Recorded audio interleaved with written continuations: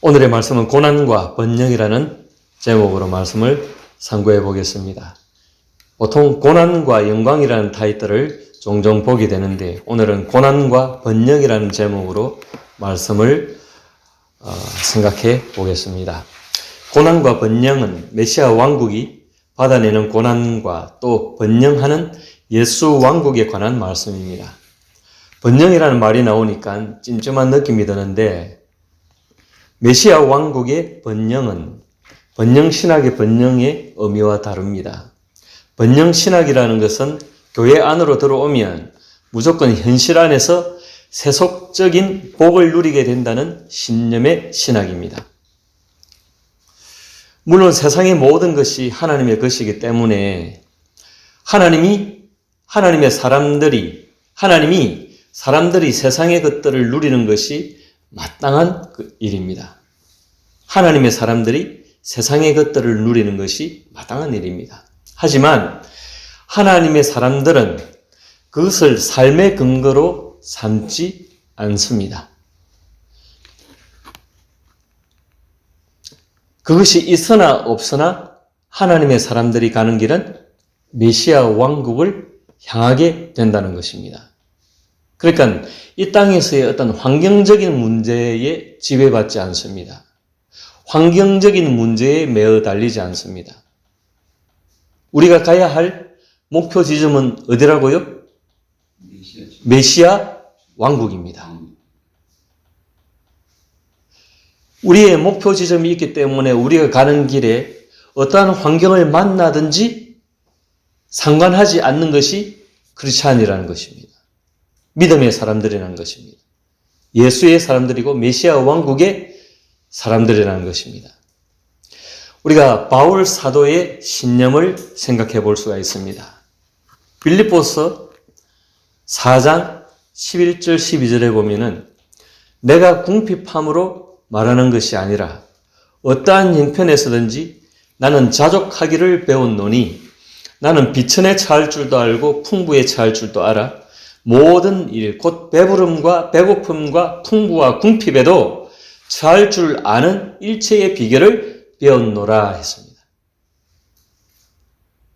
자, 그러니까 이 사도 바울의 이 신념이 무엇이라고요? 환경의 지배를 받는다고 했습니까? 지배를 받지 않는다고 했습니까? 환경의 지배를 받지 않는 일체의 비결을 배웠다고 했습니다. 그 비결이 무엇입니까? 비천에 처할 줄도 알고 풍부에 처할 줄도 아는 비결입니다. 비천은 무엇입니까? 낮아지는데 없는 곳에 초라한 것에 처할 줄도 알고 없는 것에 처할 줄도 알고 있는 것에 풍부에 처할 줄도 아는 것입니다.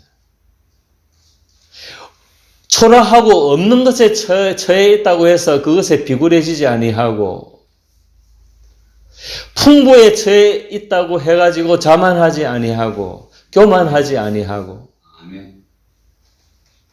그래서 일체의 비결을 배웠다고 하는 것입니다.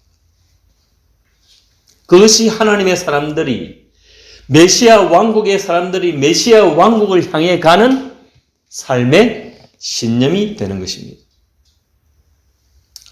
여러분, 인간의 끝은 무엇입니까?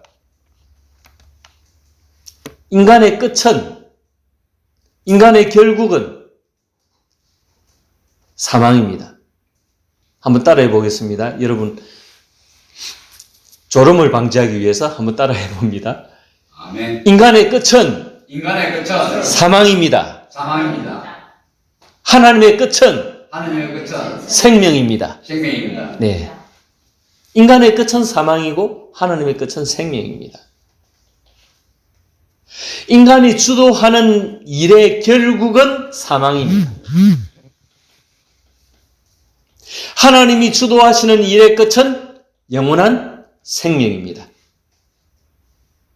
왜 그렇습니까? 하나님은 창조주시요 인간은 그분의 피조물이기 때문입니다. 게다가 인간은 그분에게 등을 돌린 그분의 원수된 자들이기 때문입니다. 그래서 인간의 끝은 심판인 것입니다. 인간의 끝은 심판이요 사망인 것입니다. 그렇기 때문에 인간이 지향해야 하는 것은 인간 자신이 아니라 하나님이십니다. 그럼에도 불구하고 인류 대다수의 역사는 하나님께 등 돌리고 인간을 향해 왔습니다. 그동안의 인간의 지향점이 하나님이 아니고 인간 자신이었다는 것입니다. 오늘의 본문은 이러한 인간의 극단적인 어리석음과 악독으로 말미암아 메시아 왕국의 고난이나 배척이나 피바람이 몰아닥쳤음을 보여주고 있습니다. 먼저 예수님이 고향에서 배척을 받으십니다. 본문 57절 다시 읽어볼까요? 13장 57절 같이 읽습니다. 시작. 예수를 배척한지라 예수께서 그들에게 말씀하시되 선지자가 자기 고향과 선지자가부터 시작. 선지자가 자기 고향과 자기 집 외에서는 존경을 받지 않음이 없느니라 하시고. 무슨 말씀입니까? 예수를 배척하는 예, 예수님의 고향에서 예수님을 배척했다는 거죠. 그래서 예수님의 말씀이 뭡니까? 선지자가 자기 고향과 자기 집에서는 집 외에서는 존경을 받지 않음이 없다. 자기 집에서는 존경을 받지 않아도 바깥에서는 존경을 받는다는 것입니다. 아멘. 바깥에서는 존경받아도 자기 집에서는 존경을 받지 못한다. 다른 곳에서는 존경을 받아도 고향에서는 존경을 받지 못한다. 그것이 왜 그렇습니까? 왜 예수님이 고향에서 배척을 받으십니까?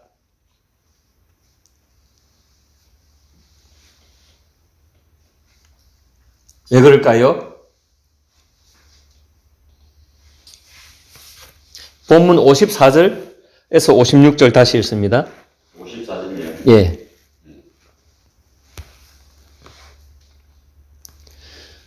(56절까지) 54절에서 56 시작.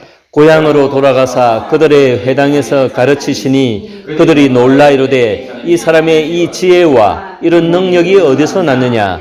이는 그 목수의 아들이 아니냐? 그 어머니는 마리아, 그 형제들은 야고보, 요셉, 시몬, 유다라 하지 않느냐? 그 누이들은 다 우리와 함께 있지 아니하냐? 그런즉 이 사람의 이 모든 것이 어디서 났느냐 하고. 예수님이 가르치시는데 참 신비하고도 신기롭게도 지혜롭고 오묘하시거든요. 그래서 이 사람의 이 지혜와 이런 능력이 어디서 났느냐는 것입니다. 그들의 눈에는 뭡니까? 예수님이 목수의 아들입니다. 목수의 아들. 목수가 카펜터? 예. 목수의 아들입니다. 예수님도 목수 일을 하셨습니다. 아버지를 도와가지고. 예. 그러니까 그들의 눈에 얕잡아 보이는 거죠. 예수님이. 그리고 목수의 아들이다 보니까 그 일을 도와서 이렇게 어릴 적 그렇게 자라고 했는데 예수님이 뭐 요즘으로 치면 제대로 된 학교에 교육을 받지 못했단 말입니다. 그래서 사람들의 생각에, 고향 사람들의 생각에는 그런 거죠. 목수의 아들이 아니냐. 그 어머니는 마리아고, 그 형제들은 야고보, 예수님의 그 마리아가, 그 남편 요셉에게서 난 자식들이 야고보, 요셉, 시몬, 유다, 이런 그 형제들이 있거든요. 예수님은 성령으로 잉태되어 가지고 아버지 요셉의 이 피를 받지 않았단 말입니다.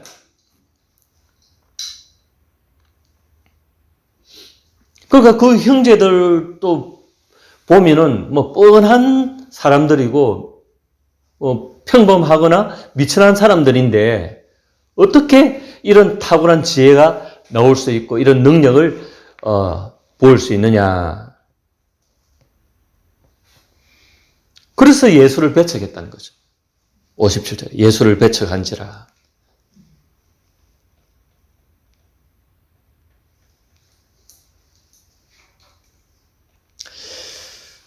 사람의 눈에 보이는 대로 판단하기 때문에 그렇습니다. 사무엘상 16장 6절 7절 말씀 보면은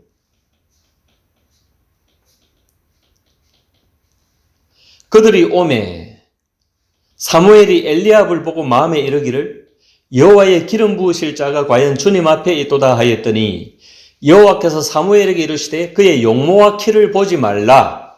내가 이미 그를 버렸노라. 내가 보는 것은 사람과 같이 아니하니 사람은 외모를 보거니와 나 여호와는 중심을 보느니라 하시더라. 이게 무슨 말씀인가 하면은 이스라엘 초대 왕 사울이 하나님께 죄를 짓고 잘못된 길로 나가니까 하나님은 그 다음 왕을 정하고자 하십니다. 그래서 사무엘 선지자를 통해 가지고 기름을 부어라 사람을 찾아 가지고 그래서 이새의 아들들이 있는데 이새의 아들들을 찾아서 그 중에 한 아이를 찾아서 기름을 부어라 그랬습니다. 그런데 이 사무엘 선지자라고 하면은 이스라엘의 탁월한 선지자거든요. 그런 탁월한 선지자의 눈에 들어오는 한 아들이 있었단 말입니다. 그 아들이 엘리압입니다. 그래서 사무엘이 엘리압을 보고 마음에 이르기를 여호와의 기름 부으실 자가 과연 주님 앞에 있도다. 경탄을 하는 거죠. 그러니까 여호와께서 사무엘에게 이르시되 하나님이 사무엘에게 이르시되 그의 용모와 그의 키를 보지 말라. 내가 이미 그를 버렸노라. 사무엘이 예.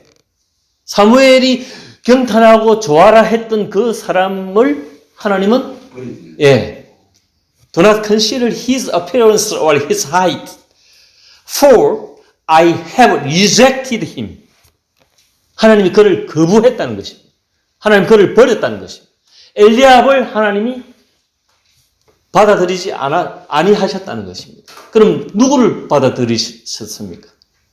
하나님의 마음에는 누구를 두고 있었습니까? 이스라엘 2대 왕 누굽니까? 다윗입니다. 이새의 아들들 중에 막내 아들이 다윗입니다. 예. 아들들이 기름 부음을 받으러 온 이 사무엘 선지자가 온다는 그 전가를 받고 목욕 재개하고 이렇게 때 빼고 강내해가지고 그렇게 아들들이 왔겠죠. 근데 그 시점에 다윗은 저 들에 나와가지고 양떼를 몰고 있었습니다. Do not consider his appearance. 용모를 보거나 그의 키를 보고 판단하지 마라.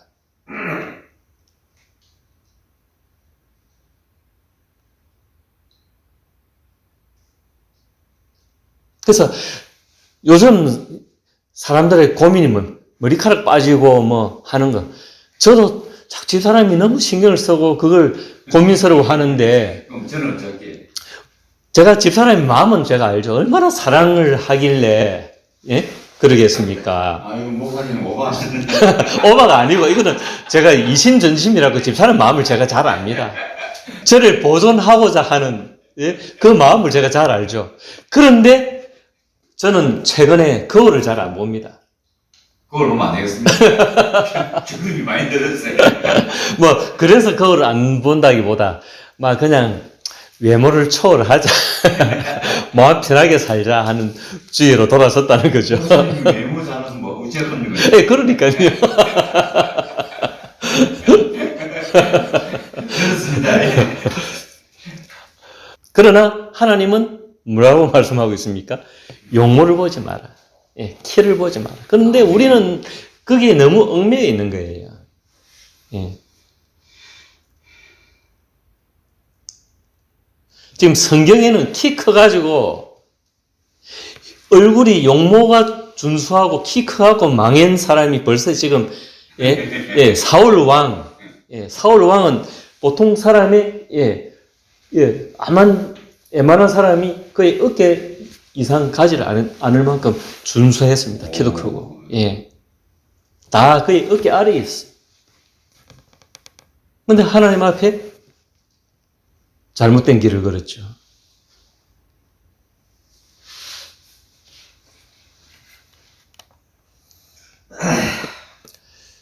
인간의 얄팍한 어떤 편견이 문제죠. 우리가 편견을 가지고 있다는 거죠. 54절에 다시 보면 이 사람의 이 지혜와 능력이 어디서 났느냐. 55절에는 이는 그 목수의 아들이 아니냐.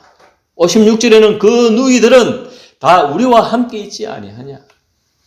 이게 인간의 편견의 문제인 것입니다. 그리고 편견의 결과는 무엇입니까?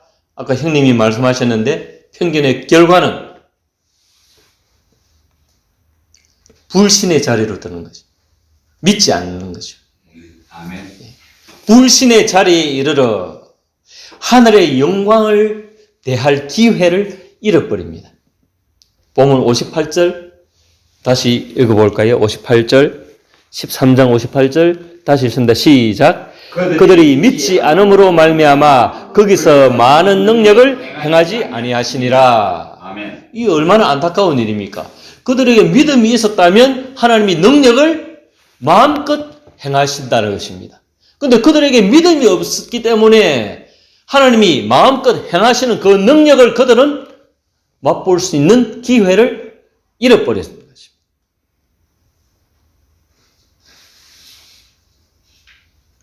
그래서 믿음은 동일하고 보배롭되 베드로후서의 그 믿음론에 의하면은 동일한 것이지만 그러나 우리에게 각 개인마다의 믿음의 크기가 있다는 것입니다. 지역마다의 믿음의 크기가 있다는 것입니다.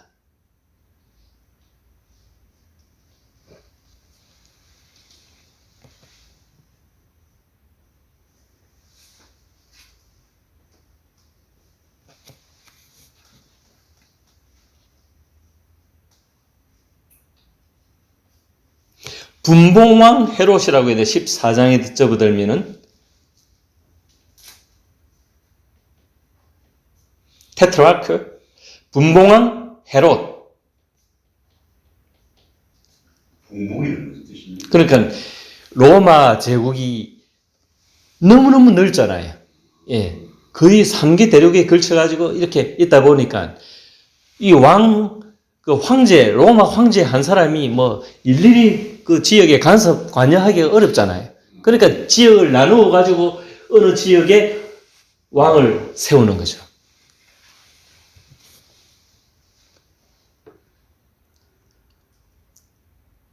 이 지역 이름 분봉이에요. 지역 이름. 지역 이름이 아니라 분봉이라고 하면은 나누어 준다. 땅을 나누어 준다. 지역을 나누어 준다. 그래서 지역을 나누어서 다스린다는 거죠.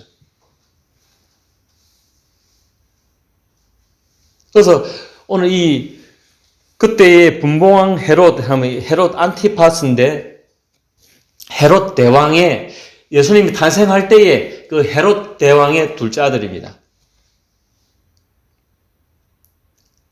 이 헤롯 안티파스의 이 예수를 그 예수에 대해서 어떻게 보느냐. 이 분봉왕 헤롯은 예수님에 대해서 어떻게 보느냐 하는데 이 분봉왕 헤롯은 예수님을 역시 편견을 가지고 보는데 예수님을 세례 요한의 부활체로 봅니다.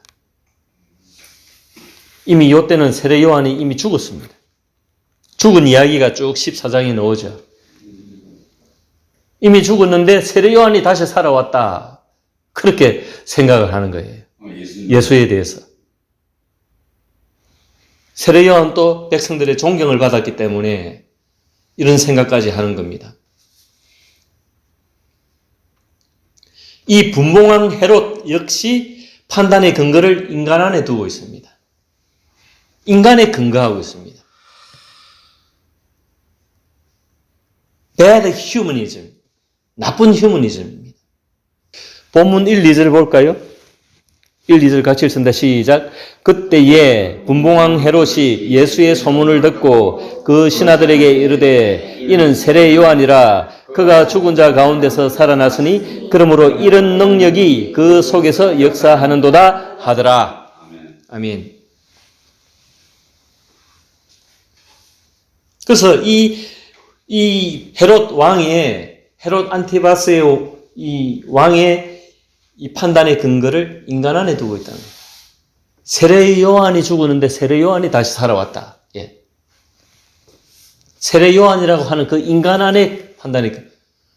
이런 놀라운 신기한 지혜와 능력이 있는 분이라면 이것은 틀림없이 하나님이 보내셨을 거다. 이런 생각을 못 하는 거예요. 하늘에서 내려왔다는 생각을 못 하는 겁니다. 인간 안에서 판단하고 인간 안에서 해결하려고 하는 거예요.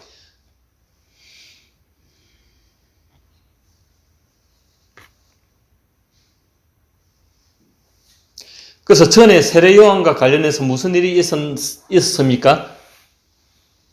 세례 요한이 어떻게 죽었습니까?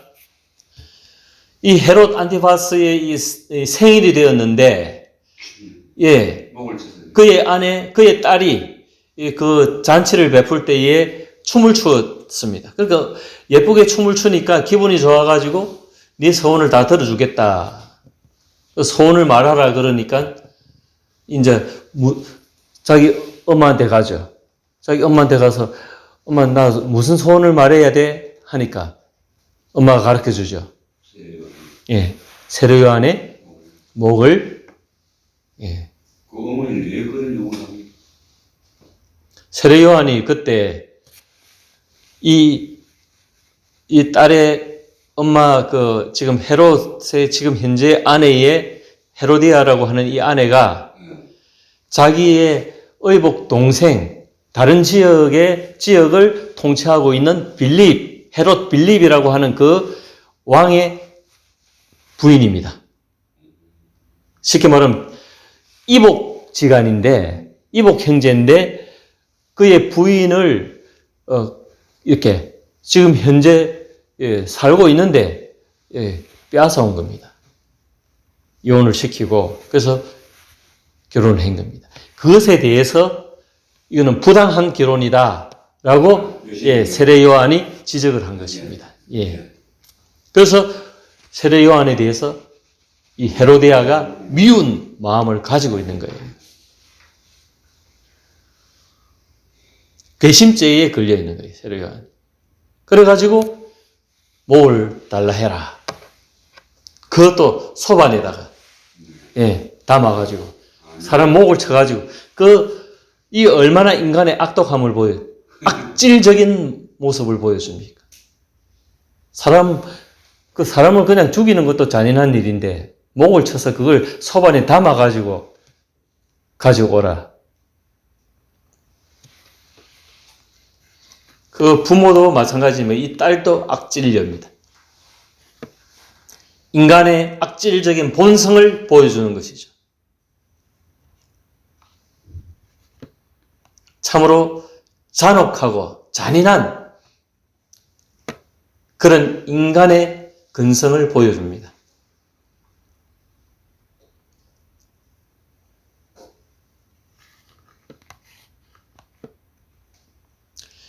이 세례 요한의 소식을 들으신 예수님의 행보는 무엇입니까? 예수님이 어떻게 행보를 하셨습니까? 13장에 보면은 예수님이 묵묵히 빈들로 나가시죠. 13절 같이 읽습니다. 시작. 예수께서 14장 13절 예, 14장 13절 시작. 예수께서 들으시고 배를 타고 떠나사 따로 빈들에 가시니 우리가 듣고 여러 곳로부터 걸어서 따라간지라. 예수님 배를 타고 빈들로 나아가셨다는 것입니다.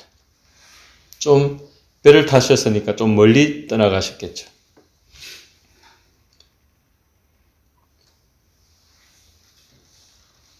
그리고 무리가 따라가매 메시아 왕국을 전파하시고 놀라운 이적을 일으키십니다. 이 세례 요한의 참혹한 순교에 대한 이 예수님의 이 노 코멘트, 예수님이 그에 대해서 가타부타 말씀을 하시지 아니했습니다. 예, 이 노 코멘트에 대해서 무슨 생각을 담으셨을까? 예수님이 무슨 생각을 하셨을까?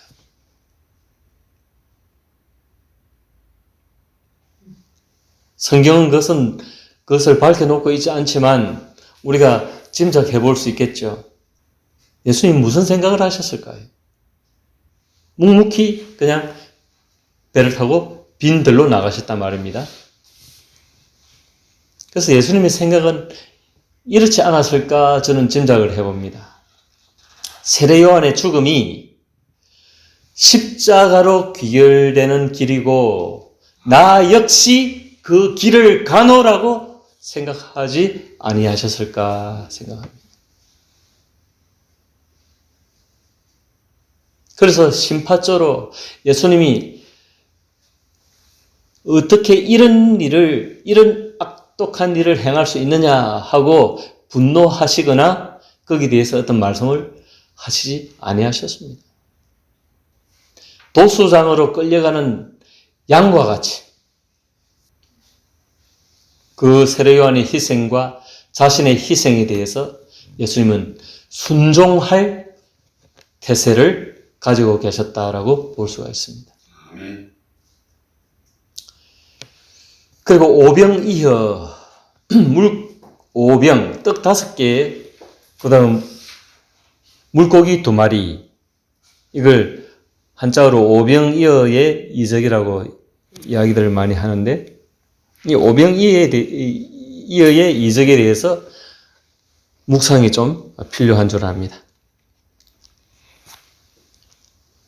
무리들이 예수님의 행적을 또 알고 따라 나온 거죠. 들에 가시니 무리가 듣고 여러 고을로부터 걸어서 예수님 배를 타고 가셨지만 걸어서 예수님의 계시는 곳을 따라갔습니다. 그래서 무리들이 모여있다는 것입니다. 그래서 그곳에서 예수님이 무리들에게 가르치셨죠. 이 오병이어의 이적, 무리들을 가르치는데 빈들이다 보니까 쉽게 말하면 이 황야, 사막 같은 사막 지역이기 때문에 그러니까 먹을 것도 없고 이렇게 시설이 갖추어져 있는 그런 곳이 아닙니다. 무슨 강의실에서 예수님이 강의하신 것이 아니기 때문에 그러니까 무리들이 많이 있는데 그들은 오로지 진리를 들으려고 왔습니다. 그런데 때가 되니까 배가 고프단 말입니다. 또 해가 저물었단 말입니다. 15절에 보면 저녁이 되매 이 사람들 하루 종일 주님의 말씀을 들었다고 볼 수 있습니다. 저녁 때까지. 저녁이 되매 제자들이 나와 이르되 이곳은 빈들이요 때도 이미 저물었으니 무리를 보내어 마을에 들어가 먹을 것을 사 먹게 하소서. 예수께서 이르시되 갈 것 없다. 너희가 먹을 것을 주라. 예수님의 엉뚱한 명령을 내리시죠. 제자들에게 너희가 먹을 것을 주라 그럽니다. 먹을 것이 없는데 말입니다. 그래서 제자들이 황당해하죠.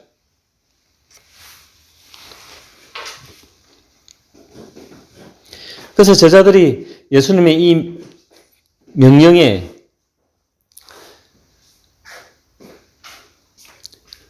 이리저리 먹을 것이 있는가 찾습니다. 왜? 자기들 보고 예수님이 먹을 것을 주라 했기 때문에. 그래서 제자들이 이르되 여기 17절에 보면은 제자들이 이르되 여기 우리에게 있는 것은 떡 5개와 물고기 2마리 뿐이니이다 그랬습니다. 떡 5개와 물고기 2마리. 그것 가지고 5천 명이나 넘는 사람들이 모였는데 그것 가지고 갈라 붙일 수 있습니까? 없습니다. 어림도 없는 일이죠. 한두 사람이 먹을 수 있는 정도밖에 되지 않지 않습니까? 쉽게 말해서 먹을 것이 없다는 것입니다. 그런데 뭡니까?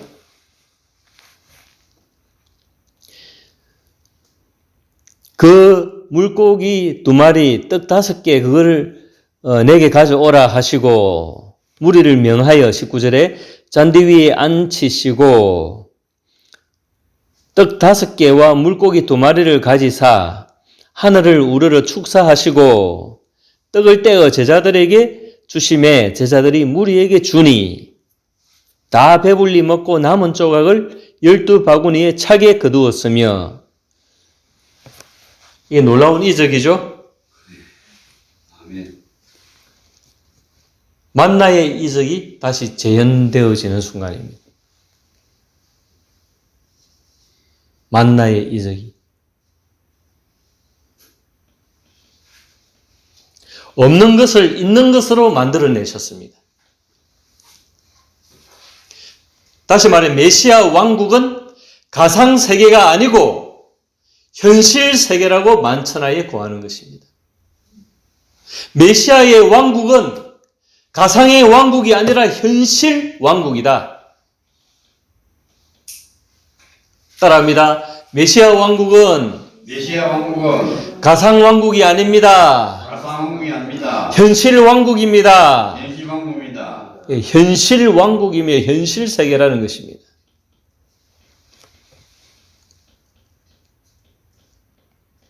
메시아 왕국은 먼 미래에 도래한 세계가 아니고 이미 도래한 세계이며 하나님의 주권을 선포하는 것입니다.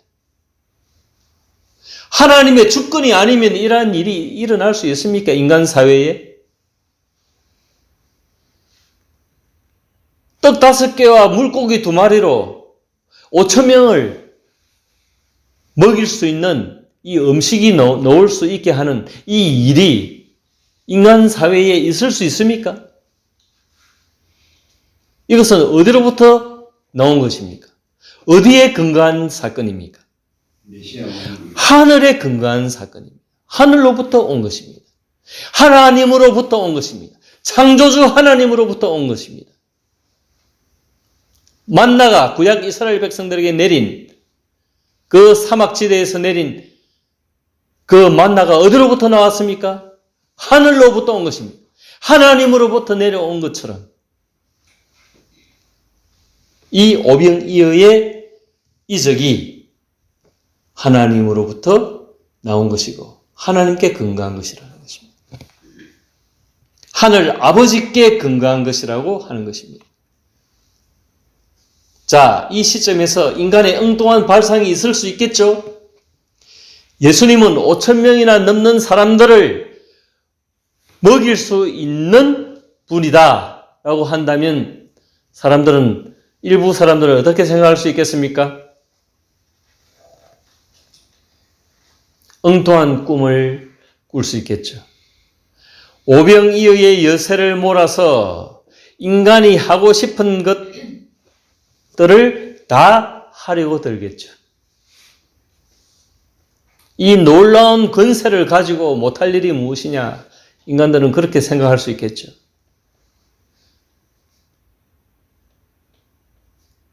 이 놀라운 권세를 가지고 로마도 뒤집어 엎을 수도 있고 이 놀라운 권세를 가지고 금 나와라 뚝딱 금덩이도 만들어낼 수 있겠고 이 놀라운 이적을 가지고 못할 일이 없다라고 생각할 수 있겠죠. 그러나 그러한 인간의 욕망은 사탄의 근성에서 나오는 것입니다. 본서 마태복음 4장 3절에 보면 시험하는 자가 예수께 나와서 이르되 네가 만일 하나님의 아들이거든 명하여 이 돌들로 떡덩이가 되게 하라.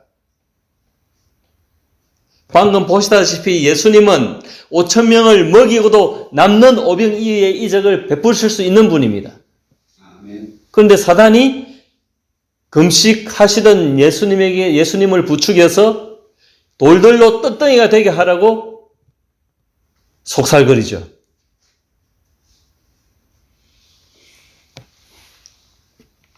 사탄의 이 근성은 무엇입니까? 영적인 필요에 의해서 예수가 금식하는 곳에 돌이 떡이 되게 하기를 구하라는 이 사탄의 속삭임은 매우 악의적인 것입니다.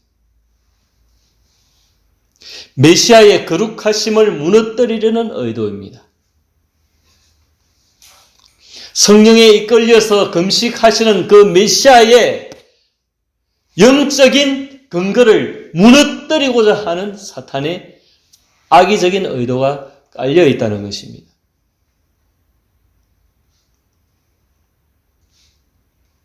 그러니까 인간들의 욕망에 의해서 엉뚱한 발상들을 하는 것들은 사탄에 근거한다고 볼 수가 있습니다. 아멘.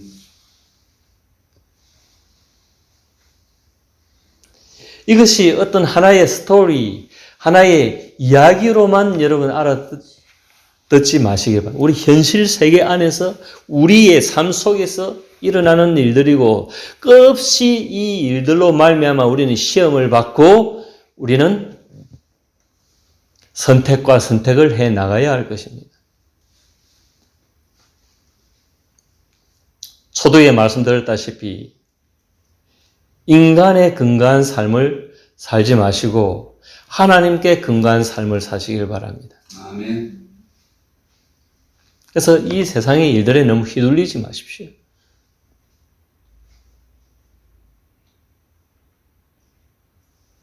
우리가 약해서 순간순간 넘어질 수도 있습니다. 그러나 곧장 일어나시길 바랍니다.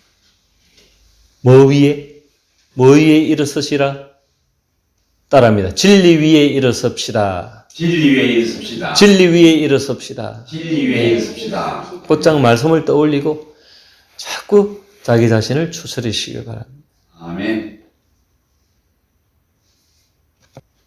오늘 말씀의 제목이 고난과 번영이라고 했는데 세례 요한이 죽거나 예수님이 고향에서 배척을 받거나 상관없이 그런 것들을 아랑곳하지 않고 메시아 왕국은 번영합니다.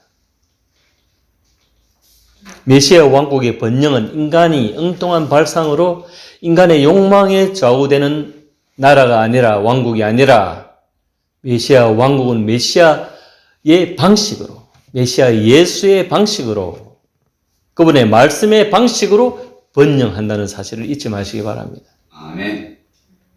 그래서 오병이어의 그 권세를 예수님이 엉뚱하게 사용하지 않으십니다. 오병이어의 권세를 가진 예수님이시라면 십자가를 질 이유가 없죠. 십자가를 물리치실 수 있는 거죠. 십자가를 지라고 하는 로마의 정부의 권세나 유대인들의 종교적인 그 권세나 그런 것들을 다 물리칠 수 있는 거죠. 그러나 예수님은 물리치지 아니하시고 하나님 아버지의 뜻대로 순종하심으로 십자가를 지시는 거죠. 자발적인 순종이 일어난다는 것입니다. 며칠 전에 이정은 교수님의 유튜브 강의를 들으니까 뭐라고 말씀하시는 거 아니? 교회만 다니지 마라. 교회만 다니지 말고 말씀을 따라가라. 자, 따라해 봅니다. 교회만 다니지 말고 말씀을 따라갑시다. 말씀을 따라갑시다. 예. 알맹이를 놓치지 말라는 것입니다.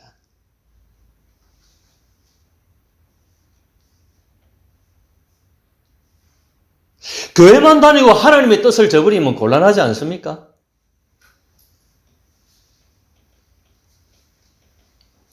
교회만 다니지 말고 예수의 제자가 되시라는 것입니다.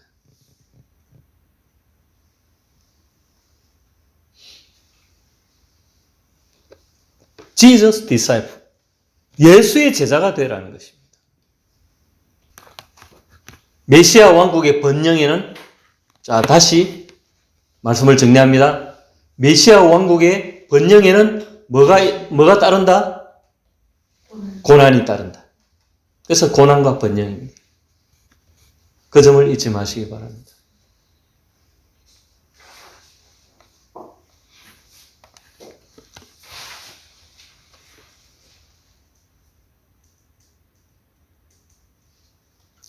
여러분, 메시아의 제자가 되십시오. 아멘. 예수의 제자가 되십시오. 아멘. 그분의 말씀을 따라가십시오. 아멘. 순종의 삶을 사시기 바랍니다. 내 감정을 조절하면 나의 선택을 조절하고 내 욕망을 제어하고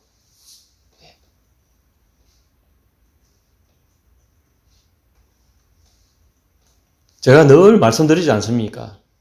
먹고 들어가는 삶이라고 우리는.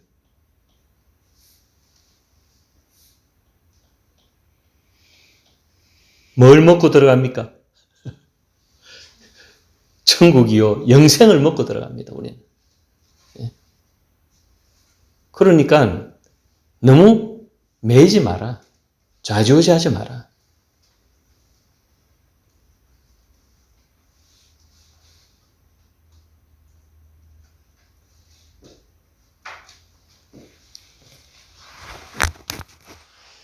이런 은혜가 우리에게 있어서 이 어두운 시대에 빛이 되고